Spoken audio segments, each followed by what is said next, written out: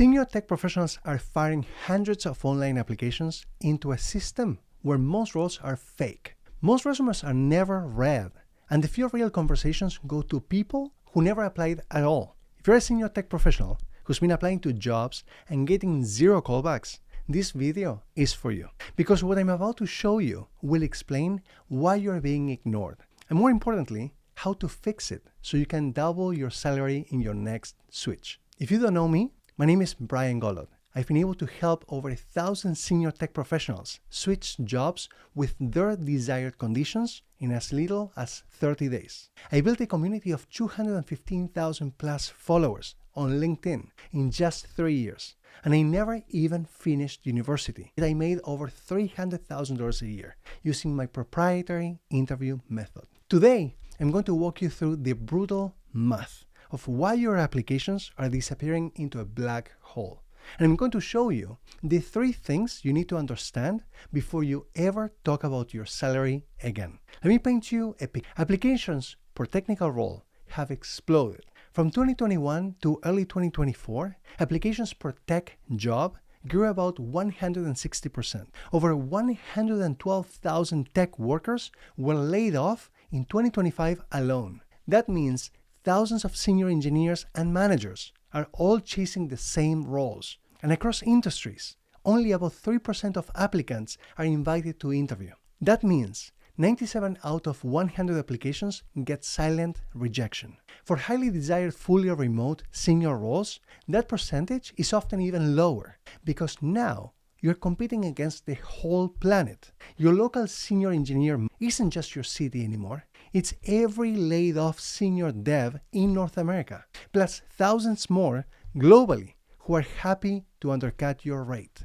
So when you apply to 200 roles and get 0 callbacks, it's not because you're bad. So when you apply to 200 roles and get 0 callbacks, it's not because you're bad at your job. It's math. Now, let me show you something that's going to make you angry. Studies based on greenhouse data show roughly 18 to 22% of online job listings are fake or never. Some research puts the number even higher. One 2020 survey found about 30% of companies admit to posting ghost jobs, and 81% of recruiters say they have posted at least one ghost job.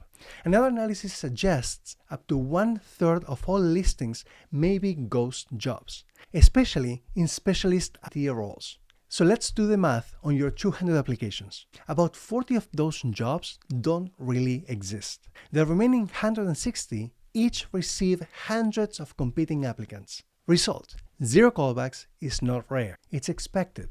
Ghost jobs are used to signal growth, to keep a candidate bench warm, or to collect market data. You're not applying to real opportunities. You're feeding a system that was never designed to hire you. Let me walk you through what actually happens when you hit submit. Step 1, the posting. The job ad be real, already filled, paused, or never meant to be filled. Step 2, the machines. Around 98% of Fortune 500 companies now use ATS to pre-screen resumes. Now, the viral claim that 75% of resumes are deleted by ATS before a human sees them is mostly myth. Poorly formatted or poorly matchedness do get automatically downgraded. But the real filter isn't the software, it's human boredom. Step 3, human triage. Recruiters skim a tiny fraction of candidates, often for seconds. If you're a senior engineer with a long list of tools and bullet points, you look like every other mid-senior developer. Step 4, hiring managers' reality. Many teams are under informal hiring freezes, requisitions on hold. We may hire later if we close this big deal. So even for candidates who pass the screen, internal referrals get the first shot. Ex-colleagues get the first shot. Friends of friends get the first shot before anyone from the public posting is even considered. This is why a high-caliber senior dev can apply to 200 roles and get silence. The system isn't designed for you. It's designed to process volume and minimize risk. Now, let's say you somehow beat the odds. You get past the ghost jobs. You get past the ATS. You get past the human triage. You land an interview, and they like you. They make you an offer. This is where most senior tech professionals make the biggest mistake of their career. Or worse, they talk about salary too early and destroy their negotiating power before they even have a chance. Let me explain why this is costing you 6 figures. Imagine you are on a first date. You sit down at the restaurant, and before you even order drinks, the other person says, "So, what are we naming our kids?" That's what it feels like when you discuss salary too early. You haven't even decided if you want to work together yet. But most employers and professionals rush into discussing salary when they haven't even built trust. The logic is simple. Employers don't want to waste time speaking to someone who's asking for too much or too little. Professionals don't want to waste time speaking to someone who's offering too little either. So they think, let's just get this out of the way. But when you reveal your number too early, you lock yourself into a ceiling. If you say you're making $120,000 right now, they're not going to offer you $240,000. They're going to offer you $130,000 and call it a win. You just capped your own upside. And if you say you want $200,000, but they were willing to pay $250,000, you just left $50,000 on the table. There's a time for everything. And the time to discuss salary is not during the first call. It's not during the second interview. It's only after you have a written offer. Now, let me show you the strategy that changes everything. It's called the ultimate position of power. And it's simple. You need multiple offers at the same time. Not one offer, not 2 offers spread out over 3 months. Multiple offers in the same week. When you have one offer, you're negotiating from weakness. You're thinking, I better take this before they change their mind. When you have 3 offers, you're negotiating from strength. You're thinking, which one of these companies is going to give me what I want? And the companies know it. When you tell them, I have 2 other offers on the table, they suddenly get very motivated. They start moving faster. They start offering more. They start throwing in sign-on bonuses, stock options, remote work, extra vacation days, things they never before.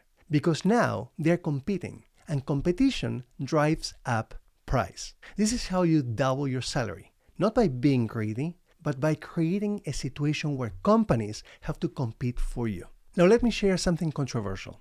You can and should inflate your current compensation when asked, and it's completely ethical and legal. Let me explain. First, employers should not be asking you this question to begin with. It's unethical. It's none of their business how much you currently earn. They should be paying you based on the knowledge, skills, experience, and value you offer, not based on how much someone else is paying you. As of March 2025, 22 US states and 5 Canadian provinces have enacted statewide bans prohibiting employers from asking job candidates about their salary history. So if they ask you an unethical question, you have the right to answer strategically. When you inflate your numbers, you're not lying about your skills. You're protecting yourself from being lowballed based on outdated information. And you're setting a higher anchor for negotiation.